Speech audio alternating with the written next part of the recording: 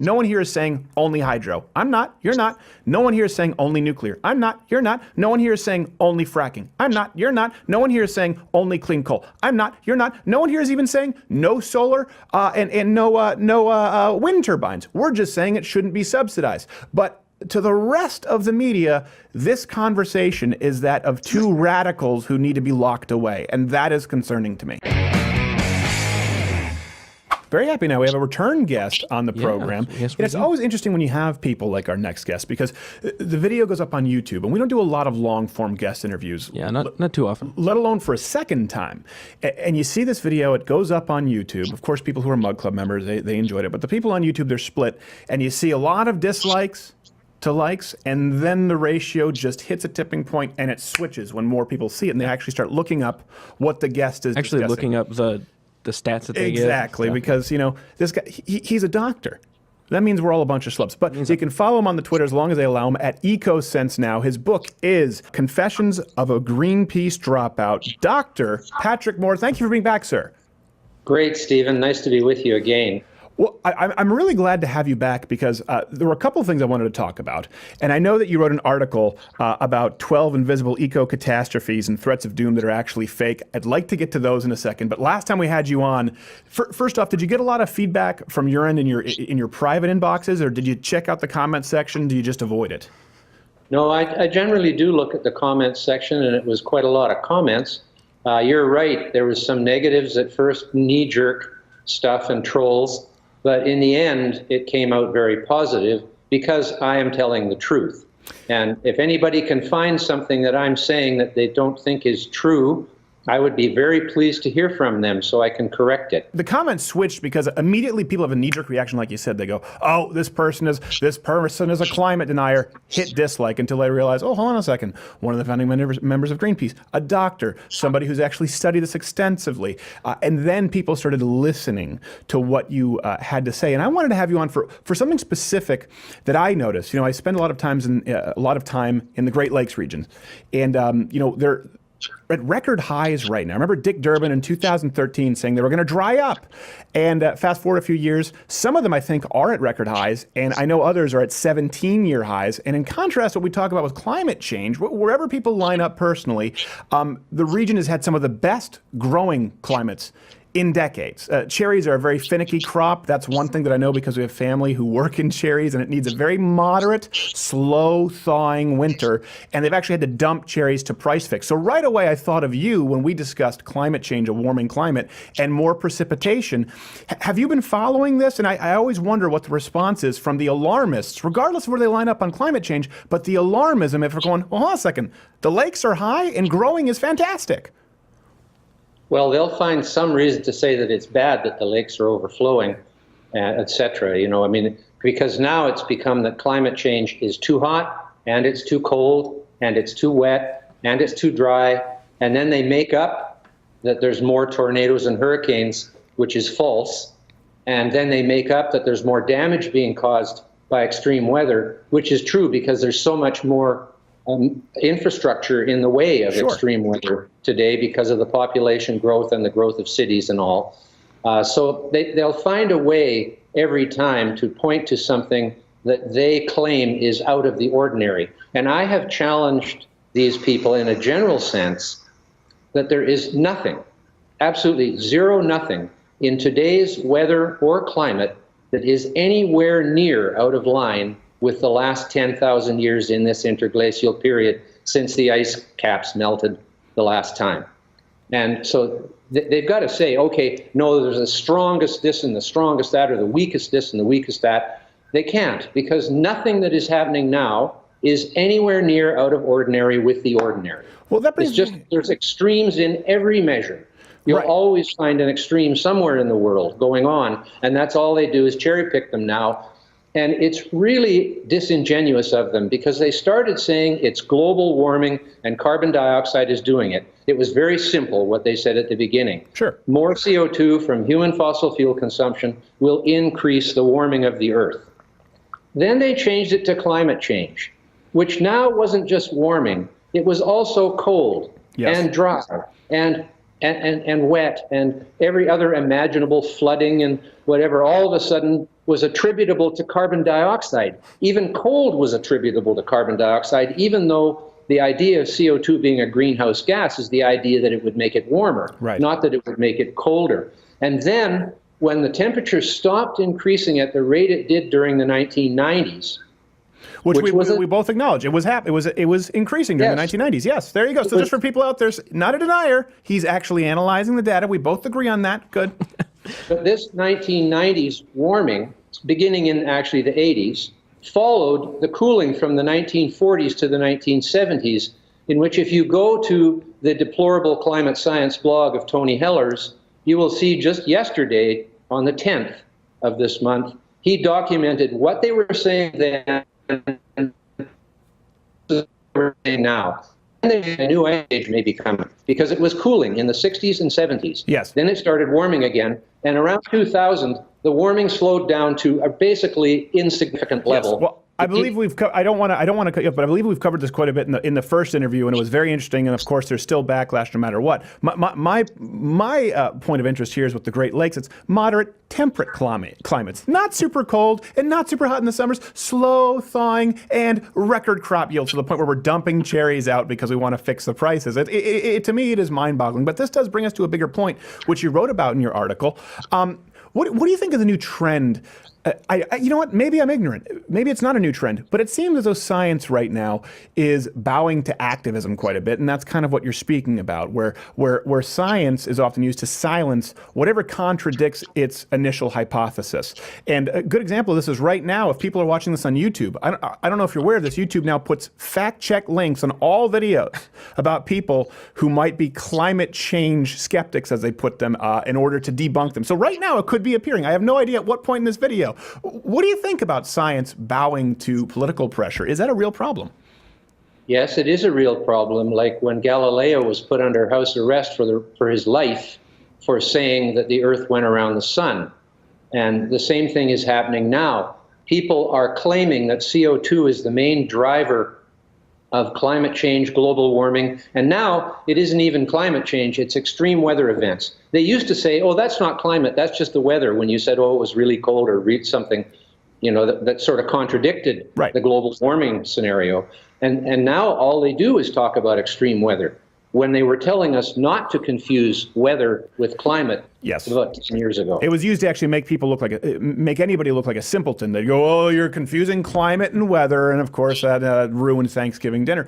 Have you heard, by the way, a good example, the hoax academic paper, it claimed that penises cause climate change? Were you up on this? I did hear about that, and I looked down and could not see any causal relationship at all. Well, yes, it's more of a climate detector. It's a veritable climate stick, I guess, for using them interchangeably. But it's pretty funny. They just used a bunch of climate jargon to associate penises with worsening climate change. But the funny part, I don't think a lot of people know about this, it actually was published in a peer-reviewed academic journal. They were tricked. That to me that really is Orwellian type scary as a non-scientist. Well, at my age, actually, Stephen, any cause-effect relationship related to that part of my anatomy would be welcome. Well, I'll tell you, there'll be a different doctor who I'll have on a private Skype after this. But, how does that happen? How does something like, as someone who's been in this industry for a long time, and obviously the work that you've done as a doctor, how does something like this get published? We always talk about peer-reviewed papers published in a peer-reviewed journal. How does something that was fraudulent by design make it through? What's the process like? How are they screening? It's completely corrupted in that almost all the peer review is being done by people's buddies who are on the same wavelength as they are. And actually, most of the peer-reviewed journals have been taken over by journalists. Used to be peer-reviewed science journalists were run by scientists who had a flair for publishing and for the language and, could read and write. But these people in charge of the science journals now are leftist journalists to a large extent. And they just have a barrier against anything that questions the litany or the truth squad. and as they call themselves, but they're not the Truth Squad. They're the Don't Let the Truth Out Squad. This has been, I'm on the west coast of British Columbia here. This has been one of the biggest wild berry years I have seen. It is actually the biggest one I've ever seen. Blackberries, which are gone wild here, they're not native to here. Huckleberries, salmon berries, salal berries, those are all native here. I've never seen anything like it. And it isn't just the warmth. As a matter of fact, I think the warming is a minor component of the record crop productions that are going on in grains and all kinds of other commodities around the world. It's the increase in carbon dioxide, which is fertilizing all of the green plants around the world and making them grow faster and yield more. That's the biggest part of it. And it's been more or less proven with satellites from about 6 different research groups around the world, in Europe, in Australia, in the United States. And as a matter of fact, there's a bit of a disconnect in NASA and NOAA, because there are people in both those organizations who are looking at the fertilization effect of CO2 on the greening of the Earth, as it's called. The Earth's Now, would that be, forests a quick question are from a simpleton, would that be directly just because of CO2's chemical structure? Or are you talking about it leading to more precipitation, which would help, obviously, with the soil? No, I'm talking about it as a food for plants. CO2 is the primary food for plants. Right. Water is also, like carbon dioxide and water put together make sugar, glucose. That's the basis of the energy for all life on Earth, because we eat the plants, or we eat animals that have eaten the plants. It all comes up from photosynthesis and the combination of carbon dioxide and water to make sugar. And this is where the demonization of carbon dioxide is so outrageously off base, because carbon dioxide is the basis of all organic life on Earth. That is where the carbon comes from in carbon-based life. And we are carbon-based life, and so is all the rest of the life on Earth. And if there wasn't any CO2 in the global atmosphere, there would be no life. Not only if there wasn't any, if there wasn't a certain amount. Because just like anything, there can be too little of it. That's my pivotal question here, because I can hear skeptics right now saying, well, hold on a second, we're not saying all carbon dioxide is bad. We're saying that we are out of balance now, that the ratio is too high of carbon dioxide. So what is the amount that would be optimal, I guess, and how close or how far away are we from it? Because I know that that's where a lot of the nuanced debate occurs, and they just claim that obviously non-scientists as myself are not entitled to an opinion, so I'll listen to yours. Well, one of the most concrete ways in which you can see what the optimum level for plant growth is both experimentation in labs and greenhouse growers. All greenhouse growers around the world increase the CO2 level in their greenhouse to increase the productivity up to 40 to 60% of the crops in there, and to make them grow faster, to come to fruition sooner, shorter time of growth, in other words. And that's around 800 to 2,000 parts per million.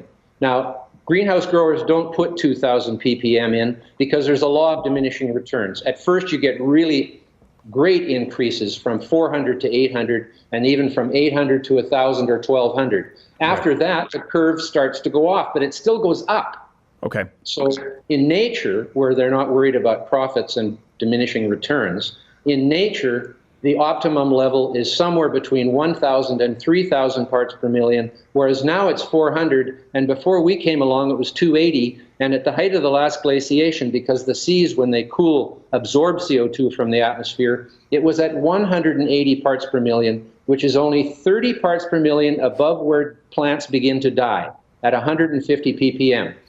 And during the last glaciation, the high elevation plants did die. That is pretty well demonstrated. And the reason they died is because the higher you go, the thinner the air becomes. And so 150 parts per million is occupying a much larger volume at elevation, and therefore the plants can't get enough CO2 to survive. So talk about not being in balance. CO2 has been declining for 150 million years on a relatively steady basis. Right. The graphs are all available for anybody to see, and it's very well proven through ice cores and oxygen-18 proxies in ocean sediments, and et cetera, Stonehenge. that CO2 has been declining steadily, actually for the last 500 million years. But let's just take the last 150 million, where it has been steadily declining without any upward blips. There was a huge flux of CO2 into the atmosphere in the early Earth. Then when species learned to do photosynthesis and use that carbon dioxide to make sugars, they started taking it out of the atmosphere. But it wasn't until about 40 or 50 million years ago that it started to go into a danger zone. And it just keeps going down and down and down until we came along, whereas the marine calcifying organisms inadvertently, by building an armor plating for themselves, a very useful thing to do for their survival, presaged the end of life on Earth through the loss of carbon dioxide in the atmosphere. But screw them. Al Gore has another Learjet to get to. I understand exactly where you're going with this, but here's kind of the issue that we run into, right? Is what you're saying. Obviously, we'll have overlays for people. People can look up for themselves and obviously decide whether they believe it to be legitimate or not. There's something that is legitimate. There's truth, and then you can choose to believe truth. Unfortunately, but the issue is that everything you're saying doesn't break through, and so many, even YouTube, like we just talked about themselves, will dismiss you simply as a quack, as a denier, without listening to what you have to say. So I want to go back to something that you just mentioned, which to me is obviously of the utmost importance, because it ties into a lot of the cultural issues that we've discussed. Cultural Marxism, the censorship of speech. We see it in comedy now, but it really concerns me when you start to see it in science. You mentioned that a lot of these peer-reviewed journals were once peer-reviewed by scientists and now often by activist journalists. Do you have any examples? Or activist scientists. Or activist scientists, yes. The journalists control the journals, yes, largely these days. The activists control the science, so-called. Right. When they say climate science, right, or climate scientists, they mean themselves. Yes. They don't mean everybody who's studying the climate, because people who are studying the climate who don't agree with them are considered deniers, not climate scientists. Exactly. I'm talking about the peer-reviewed journals like we were discussing, and you said there's been a shift there. When did that shift occur? Because for a long time, again, Americans had to rely on certain systems and power that they believed to be truthful. When would you say that shift occurred, and do you have any, I guess, particular egregious examples that we could maybe... Beginning 30 years ago, 20 years ago, it was over by, 20 years ago pretty well.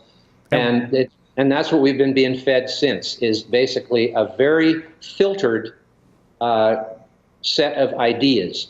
The idea that CO2 is the main driver of climate change and global warming is the centerpiece. Right. And that is false. There is no possibility that any substance in that small a quantity, 0.04% of the atmosphere, could be the controlling factor of the whole global climate. The sun is the controlling factor of the whole global climate, but it is moderated by many other factors. And quick question, you said 0.4%. How much of that is... 0.04%. 0.04%. How much of that is man-made? Well, that's a question of whether you're looking at it as how much of the CO2 in the atmosphere today was caused by humans versus how much of the CO2 in the flux is caused by humans. Right. It's sort of like in economics, you have a cash flow statement and you have a balance sheet. Right. On the balance sheet, right now, CO2 has gone from 280 parts per million to 400 parts per million, about a 40% increase since humans started emitting significant amounts of CO2, mostly since 1950. Right. There's been an exponential curve of emissions, but there hasn't really been an exponential curve of CO2 levels in the atmosphere. That's a fairly straight line.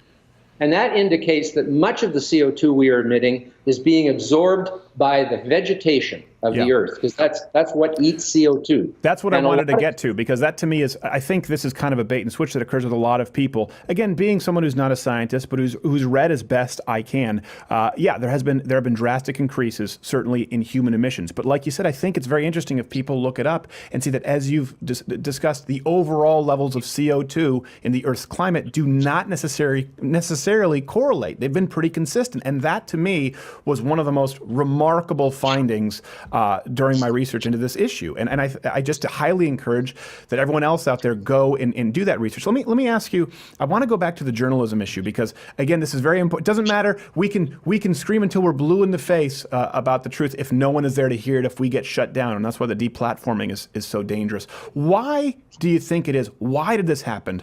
Now this will definitely be demonetized. Why did this happen with peer-reviewed journals? I mean, A good example, we kind of see it right now with the BDSM, or Brown just removed a study on rapid onset gender dysphoria, for example. They removed an actual study, we're talking about clinical studies, medical observations. We kind of see what's happening there, for example, on the gender science due to political correctness. But why do you think this occurred starting 30 years ago, according to your kind of your approximation? Why? What is the why here behind this and this transition so recently? Well, the real problem is there are 5 powerful elites in our society who benefit from this myth. Okay. The myth of carbon dioxide, And it depends on, it's 5 or 6, depending on whether you think the media and Hollywood are 2 separate elites or whether they are one elite. Right. But starting at the top, with the green movement itself, the fundraising around this issue has been hundreds of billions of dollars over the years. Then you come to the politicians who benefit from the idea that they can save the citizens from this catastrophe, right? The catastrophe is made up by the green movement and the media basically being an echo chamber for it. The media needs sensationalism, especially the print media these days, but all media is giving in to internet these days. So the big media, mainstream media, is all under threat because of digital media, internet media, social media, all that stuff. A perfect example that for people, by the way, doubting, just to back up what you're saying here, cherries are a good example, because only a few years ago in northern Michigan, I experienced this personally, I remember, the trees thawed, right? There was a thaw, and then it froze again later. It was a later winter freezing, and so it was horrible for the cherry crop, and it was all over the news. Record high cherry yields to the point that they're dumping cherries, not a peep. You have to do a lot of research to find that out, because it doesn't sell papers as much as cherries might be gone due to climate change. We actually read those articles if you go and read local Michigan publications. So I just wanted to drive that one home, because I'm sure a lot of people can think of specific instances in their life.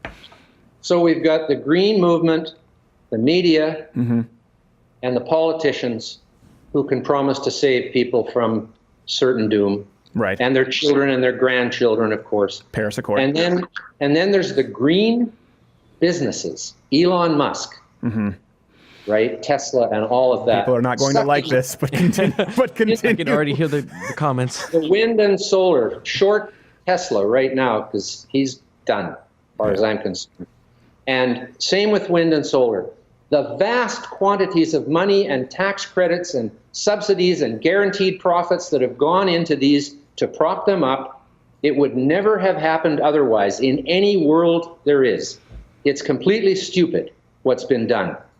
If people want clean energy, they should go nuclear and hydroelectric where it is available. Right. But and gas, clean gas, and now clean coal, because they have learned with scrubbers and precipitators and all of these technologies to make the exhaust coming out from a coal plant very clean from a pollution point of view. But they call CO2 a pollutant, when in fact it is the main food for all life on Earth.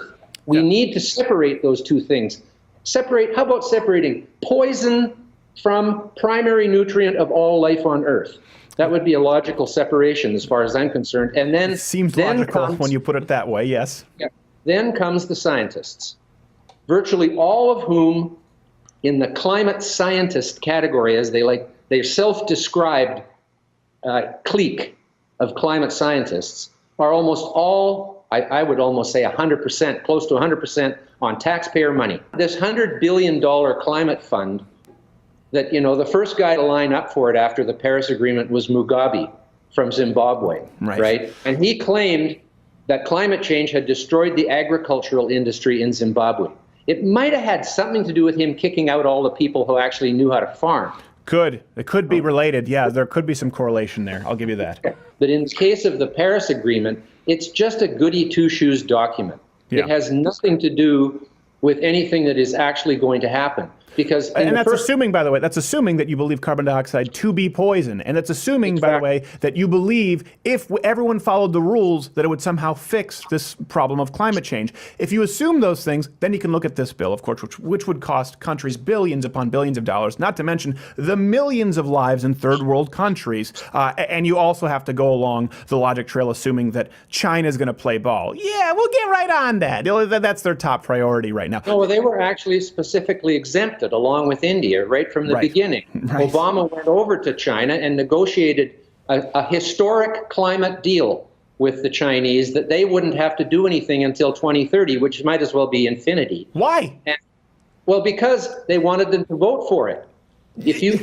But why should they get to vote? And they're completely exempt. I understand that's why we wanted them to vote for it. They had to vote because they were one of the countries in the world. Yes, I know they're one of the countries in the world, but they're going to pull themselves out of this agreement. To me, it's like having a current felon who is in prison voting on the laws of felonies. It is unreal to me. And the reason I'm saying this, yes, does it sound absurd? I'm trying to make the point that people need to understand we needed the vote of a country who had no plan in taking part in the law to begin with. That is nonsensical to me, even if you believe everything else leading up to that point. And I think most people don't even know this. There is no evidence that any country, I mean any, not one country, has made an effort to live up to the Paris Agreement. Right. None.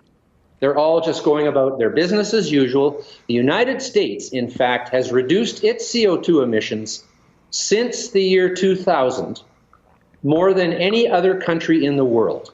Yeah. Without any Paris Accord or Kyoto Protocol. And that's largely because of the conversion from coal to gas due to the fracking industry. And the Greens are against fracking, along with nuclear energy, which has no CO2 emissions, and hydroelectric energy. Apparently, they don't like lakes. There are too many lakes. Yeah, exactly. Right? That leads to, obviously, there are issues with dams. That leads to Tom Selleck stealing water for his avocados. I grew up in Quebec. Well, people would say we